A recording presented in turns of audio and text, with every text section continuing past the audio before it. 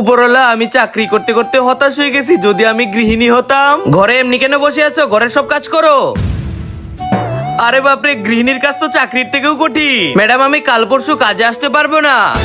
এই তো কাজের আইডিয়া পেয়ে গেছি, আমি বাসায় বাসায় গিয়ে কাজ করবো।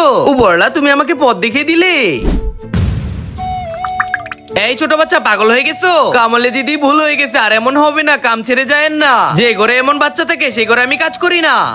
এখন সব কাজ আমারই করতে হবে। কাম করতে মন চাইলে করবো, না করতে মন চাইলে চলে আসবো। কামলে ভাবি, আপনি কাম ছেড়ে দিয়েছেন, আমাদের ঘরে করেন। 2000 টাকা দিব, 3000 টাকা দিব, এটাই ফাইনাল। 5000 টাকা দিব। আমার মা পুরো 7000 দিবে। এই চাকরিনী, পুরো 10,000 টাকা দিব। যাও বাসায় গিয়ে আলাপ করো। একটা ভালো কামলে বেটে লাগবে, যে আমাকে গর্ভবতী অবস্থায় আমাকে সাহায্য করবে এবং আমার সুন্দর স্কুলটাকে দেখে রাখবে। স্কুলে তো সবাই পড়ালেখা করতেই আসে, এখানে তো আমার কোনো কাজ নেই। এখন আমি আরাম করব। এই চাকরানি, ক্লাসরুমটাকে ঝাড়ু দিয়ে দাও। ম্যাডাম, এসে গেছি। এই চাকরানি, বাচ্চার পটিটা সাফ করে দাও। আরে না, আমি পারবো না।